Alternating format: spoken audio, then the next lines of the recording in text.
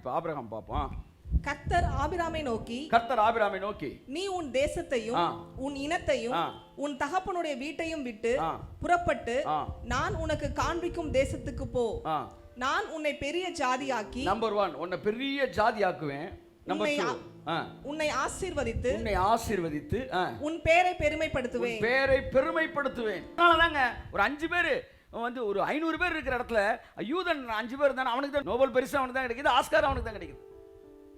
ஏன்னா உன் பேரை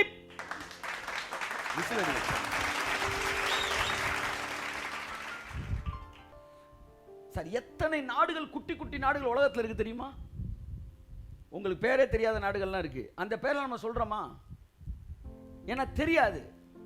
அது மாதிரி ஒரு நாடு தான் சார் இஸ்ரேல். ஆனா உலகம் ஃபுல்லா அந்த பேரை உச்சரிக்கிறாங்க. உங்களை பார்க்கும்போது அப்படியே இப்போ எனக்கு என்ன தெரியுதுன்னா, ஆபிரகாமுடைய பிள்ளைகளை அப்படியே எனக்கு தெரியுது. அப்படியே I see in my spirit. உன் பெயரை நான் பெருமைப்படுத்துவேன்.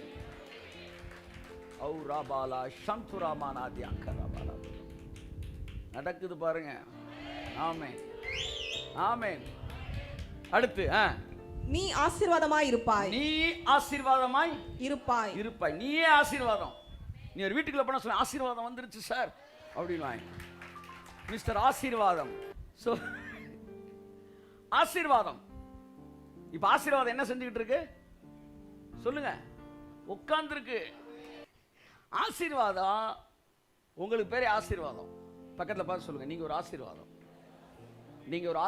திரும்ப சொல்லுங்க, நீங்க ஒரு ஆசீர்வாதம். நீங்கள் ஒரு ஆசீர்வாதம். உங்கள் குடும்பத்திற்கு ஆசீர்வாதம், உங்கள் பிள்ளைகளுக்கு ஆசீர்வாதம், இந்த சபைக்கு ஆசீர்வாதம், இந்த பட்டணத்துக்கு ஆசீர்வாதம், இந்த தேசத்துக்கு ஆசீர்வாதம், உலகமெங்கிலும் இருக்கிற தேவனுடைய பிள்ளைகளுக்கு நீங்கள் ஆசீர்வாதம். Yes, my name is blessing. ஆமென். அடுத்து உன்னை ஆசீர்வதிக்கிறவர்களை ஆசீர்வதிப்பேன். ஹalleluya. அடுத்து உன்னை சபிக்கிறவனை சபிப்பேன். அடுத்து பூமியில் உள்ள வம்சங்கள் எல்லாம் உனக்குள் ஆசீர்வதிக்கப்படும்.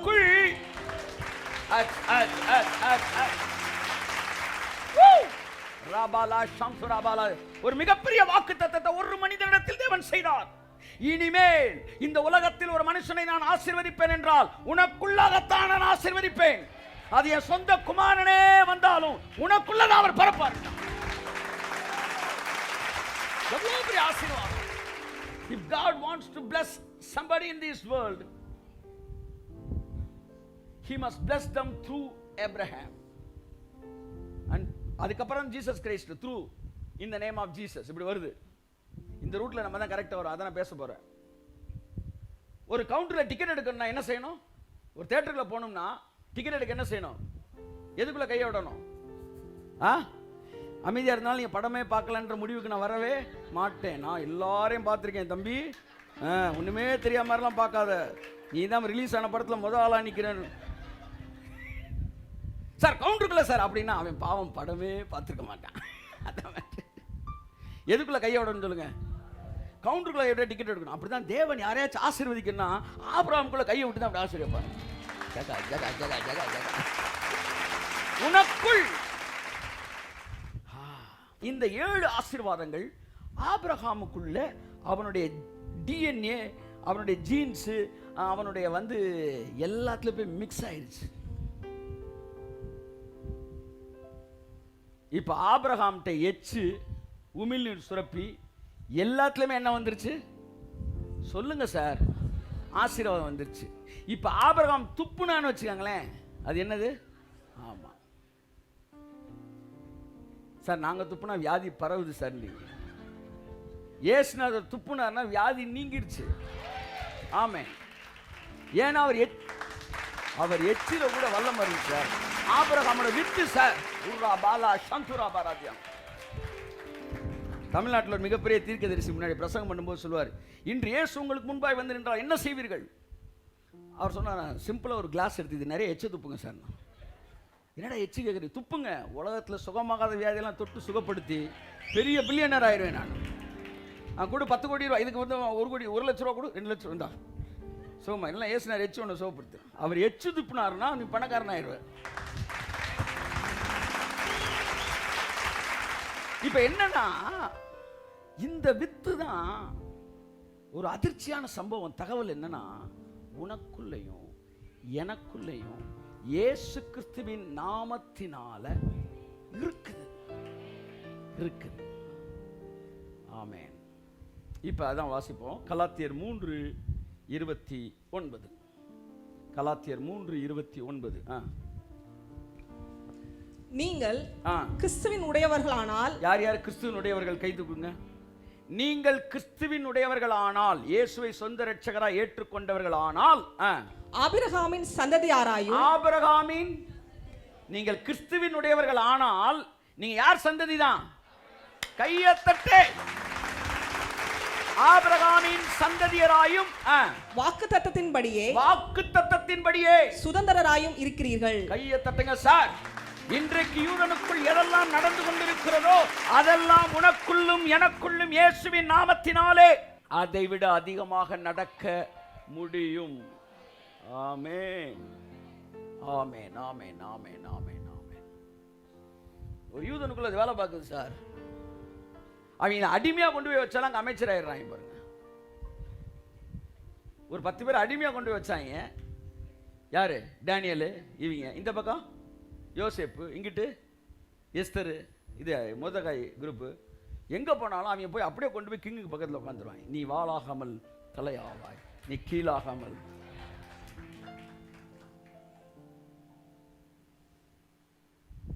அந்த சந்ததியில் இருக்கிற எல்லாத்தையும் வேலை பார்த்துச்சு. தானியேல் ஏன் சிறந்த அமைச்சராக இருந்தான், மிகப்பெரிய ஞானியாக இருந்தான்? காரணம் ஆபிரகாமின் வித்து அவனுக்குள் இருந்தது. சாலமன் ஏன் அவுட்ஸ்டாண்டிங் விஸ்டம் அவனுக்கு இருந்துச்சு? ஆபிரகாமின் வித்து அவனுக்குள் இருந்தது. ஏன் யோசேப்பு ஒரு நாட்டிற்கே ஆலோசனை கொடுக்கத்தக்கவனாய் மாறினான்? ஆபிரகாமின் வித்து அவனுக்குள் இருந்தது.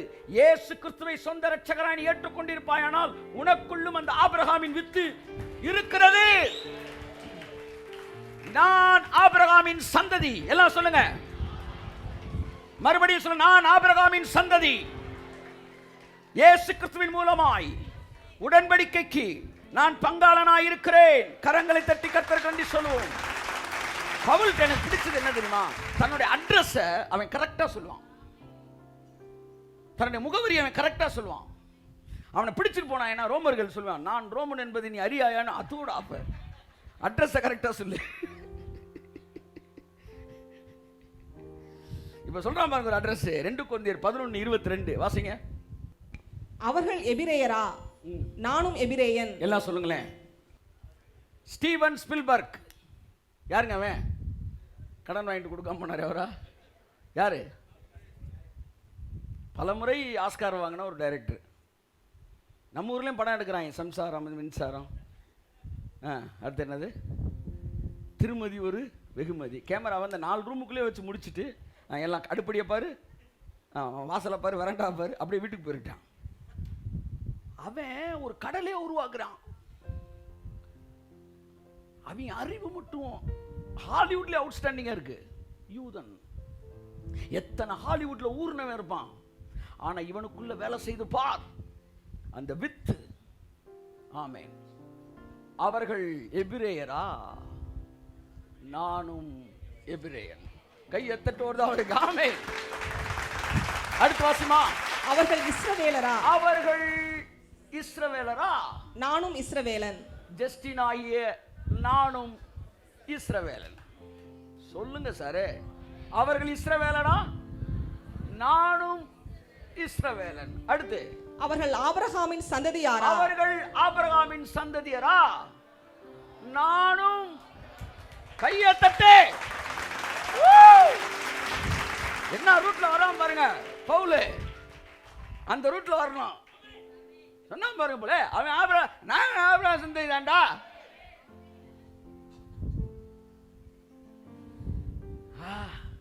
பக்கத்து வீட்டில் ஒருத்தன் பாயாசம் சாப்பிட்டு இருந்தா நமக்கு என்னைக்குமே என்ன செய்யாது, வலிக்காது.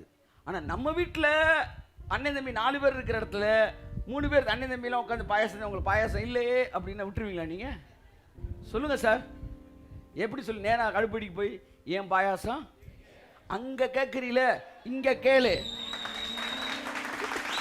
ஸ்டீவன் ஸ்பில்பர்க் கொடுத்த ஸ்கில் எனக்கு எங்க?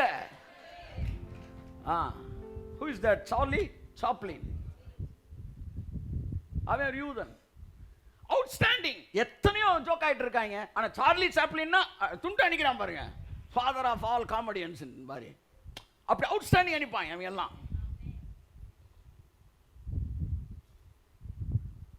அவர்கள் ஆபிரகாமின் சந்ததியரா? ஹலோ, நானும் மதுரக்காரன் தான்டா, ஒன்னும் யூஸ் ஆகாது.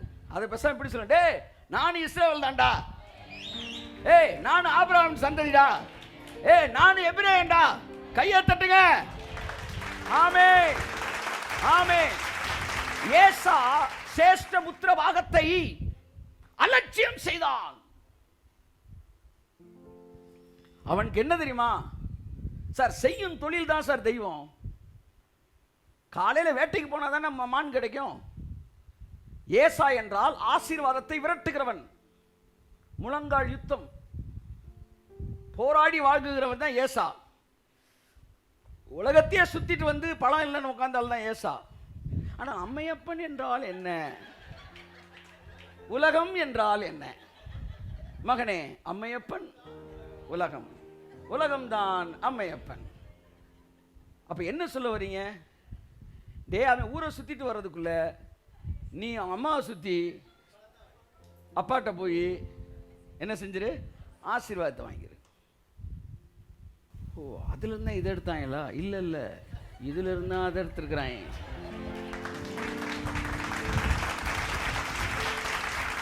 அது மாதிரி இது வந்து பல வருஷத்துக்கு முன்னாடி எழுதிட்டாங்க.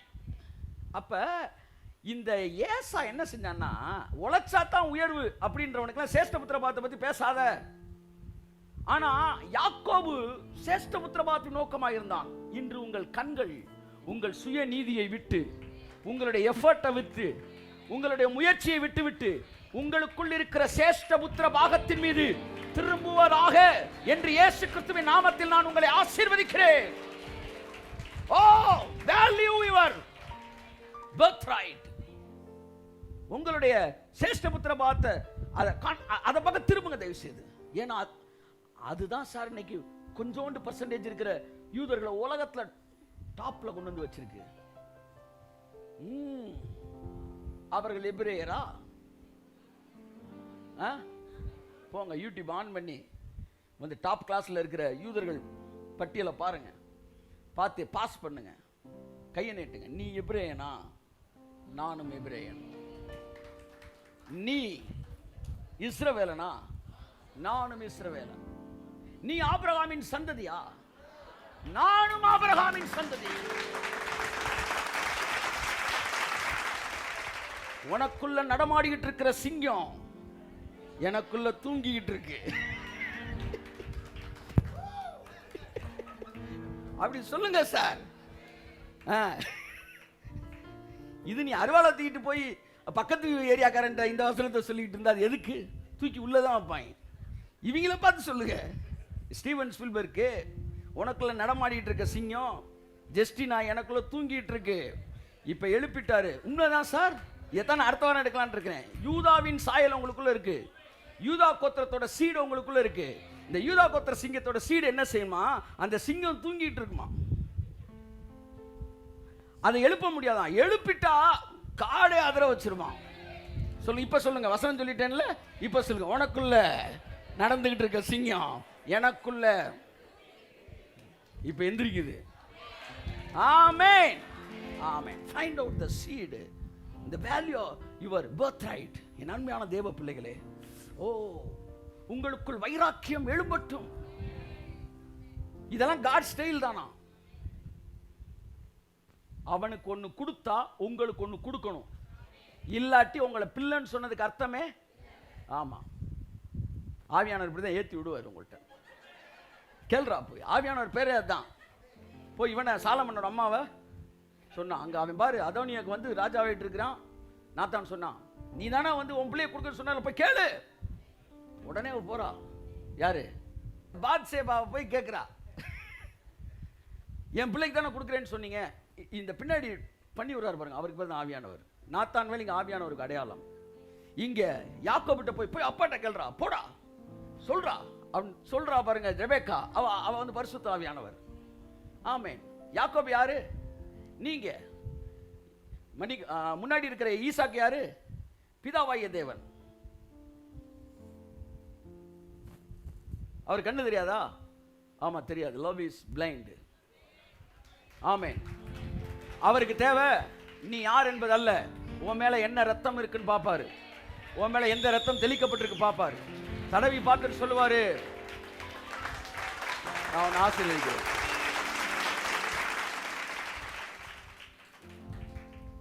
ஆவியானவன் சொல்றார், போய் உன் கிளைமை கேளு, உன் கிளைமை கேளு. அந்த பயல்களெல்லாம் வாங்கிட்டாங்க, நீ வாங்கு. சார் நான் சரியான பிரசங்கத்தை பண்ணிக்கிட்டு இருக்கிறேன், ஆனா சரியான கூட்டத்தில் பண்ணிக்கிட்டு இருக்கேனா? ஒரு ஆமென் சொல்லுங்க. சிங்க எலும்போட்டு இயேசு நாமத்தினால. நீ வெட்டி எடுக்கப்பட்ட கண்மலையும் தோண்டி எடுக்கப்பட்ட துறவையும் பார். அவன் ஒருவனாயிருக்கையில் அவனை அழைத்து அவனை ஆசீர்வதித்து அவனை பெருக பண்ணினேன். இந்த சீடு இனிமே வேலை பார்க்கறது இல்லை, ஏற்கனவே வேலை பார்க்க ஆரம்பிச்சிருச்சு. அதனால தான் அது இப்ப இவ்வளவு பெரிய இடத்துலையும் இவ்வளவு பெரிய இடங்களுக்கும் போயிட்டு இருக்கு. இன்னும் மேலானதை செய்யும். ஆமென். அந்த சீடு உங்களுக்கு வேலை பார்த்துட்டு தான் சார் இருக்கு. ஆமென். அவர்கள் எபிரேயர், நானும் எபிரேயர். அவர்கள் இஸ்ரவேலரா? அவர்கள் ஆபிரகாம் சந்ததியார், நானும் சந்ததியார். ஆமென் சொல்லுவோம். ரோமர் 4ஆம் அதிகாரம் 12 வாசியுங்கள். 4:12-16 வரைக்கும். விருத்த சேதனத்தை பெற்றவர்களாய் மாத்திரமல்ல, நம்முடைய தகப்பனாகிய ஆபிரகாம் விருத்த சேதம் இல்லாத காலத்தில் அடைந்த விசுவாசமாகிய. தகப்பனாகிய ஆபிரகாம் விருத்த சேதனம் பெற்ற காலத்தில் வாக்குத்தத்தத்தை பெறவில்லை. அப்படி பெற்றிருந்தால் மாம்சத்தின்படி இஸ்ரவேலருக்கு மட்டும் அவன் சொந்தக்காரனாயிருப்பான். ஆனா வாக்குத்தத்தம் அவனுக்கு எப்ப கிடைச்சிச்சு? விருத்த சேதனம் வாங்குறதுக்கு முன்னாடியே வாங்கிட்டான். எதுக்கு அடையாளமா வாங்கினான் தெரியுமா?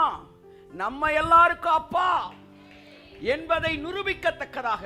நீங்க எத்தனை பேர் விருத்த சேதனம் அடைஞ்சிருக்கீங்க சரீரத்தில்? இல்ல. அப்ப ஆபிரகாம் யாருக்கு தகப்பனா இருக்கும்போது வாங்கினா? நம்ம எல்லாருக்கும் தகப்பனா இருப்பதற்கு அடையாளமாக விருத்த சேதனம் இல்லாத போதே வாக்குத்தத்தத்தை பெற்றான். வாசிமா.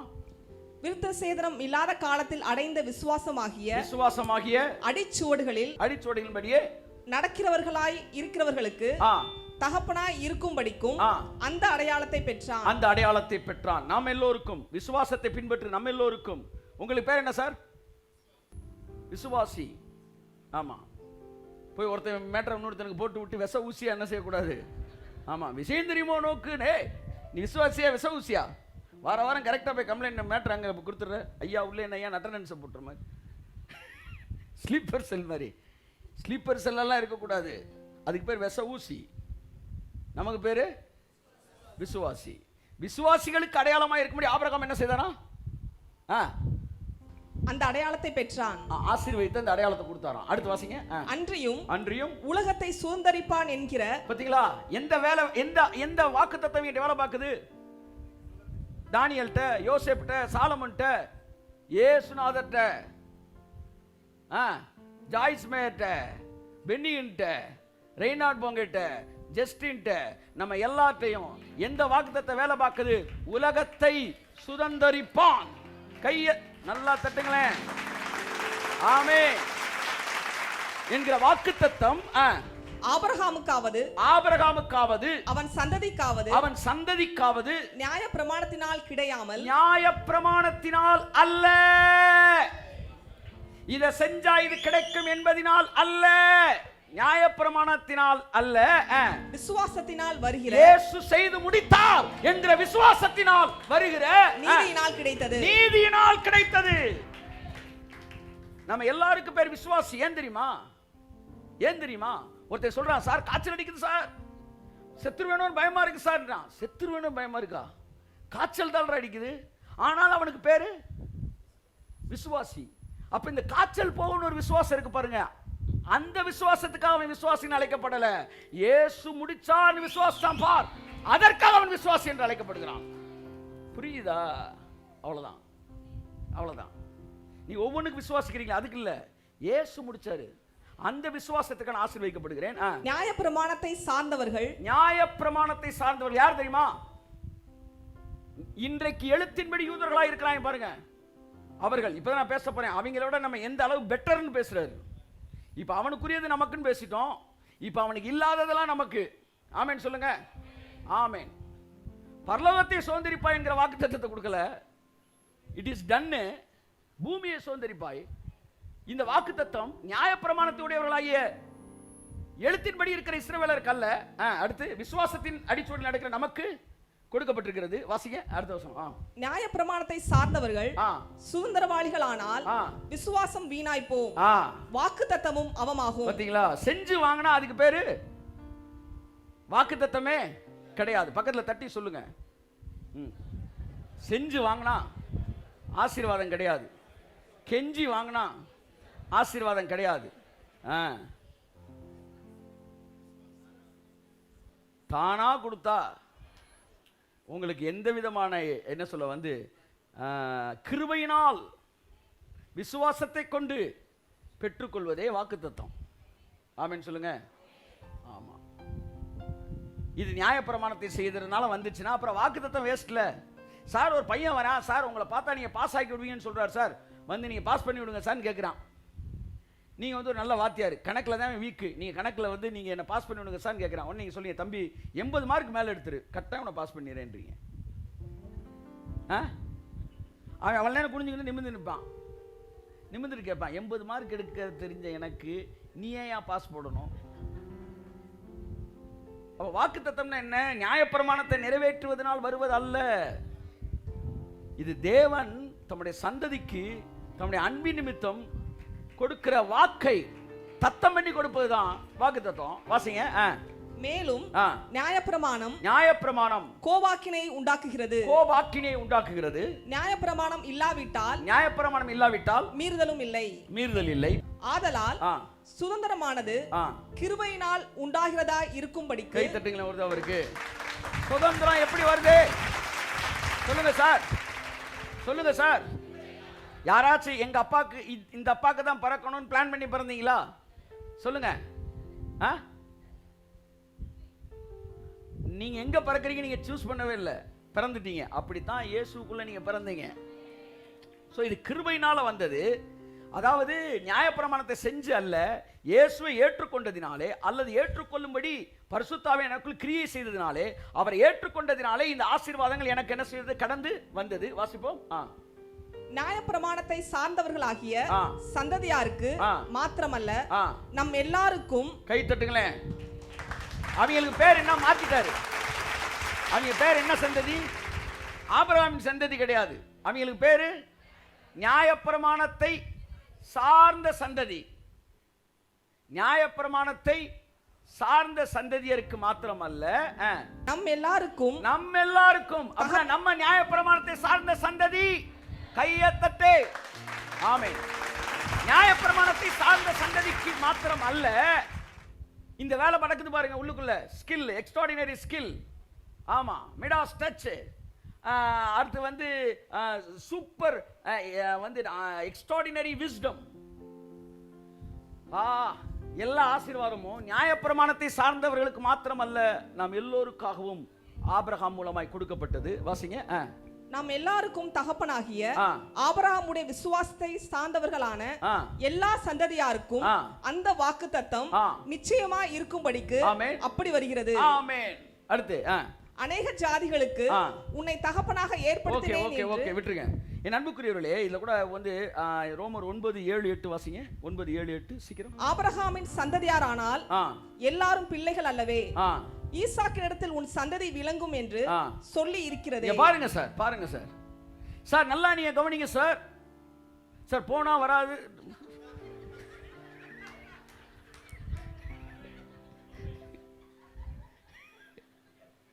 நல்லா கவனிங்க சார். அவர்கள் ஆபிரகாமின் சந்ததியாரான் ஆனாலும், அவர்கள் ஆபிரகாமின் Steven Spielberg, Charlie Chaplin, Warners Brothers, Paramount, அடுத்து ஐசக் நியூட்டன், அடுத்து அவராச்சும் இயேசுவை ஏற்றுக்கொண்டார், அடுத்து ஐன்ஸ்டீன், இவங்க எல்லாரும் ஆபிரகாமின் சந்ததியர் ஆனாலும் எல்லாரும் பிள்ளைகள் அல்லவே. பிள்ளைகள். கையத்தட்டே. ஆபிரகாமுடைய ஃபேக்டரியில ப்ரொடியூஸ் ஆன யூதர்கள், மாம்சத்தின்படி யூதர்கள் இருக்கிறார்கள். நாங்களும் ப்ரொடியூஸ் ஆயிருக்கிறோம். நல்லா கவனிக்கணும். நீங்க ஆபிரகாமின் சந்ததியர் ஆனாலும் எல்லாரும் ஆபிரகாமின் பிள்ளைகள் அல்ல. அடுத்து வாசிங்க. ஈசாக்கினிடத்தில் உன் சந்ததி விளங்கும் என்று சொல்லி இருக்கிறதே. சந்ததிகள் என்று சொல்லாமல் கலாத்தியர்ல கண்டினியூ பண்றாரு. சந்ததி என்று சொல்லப்பட்டபடினால் அந்த சந்ததி இயேசு கிறிஸ்து. நாங்க தான் அந்த சந்ததி. முதல் சொன்னார் பவுல், நம்மளும் அந்த சந்ததினாரு. இப்ப சொல்றாரு, ஓரமா உட்காரு, நாங்க தான் அந்த சந்ததி.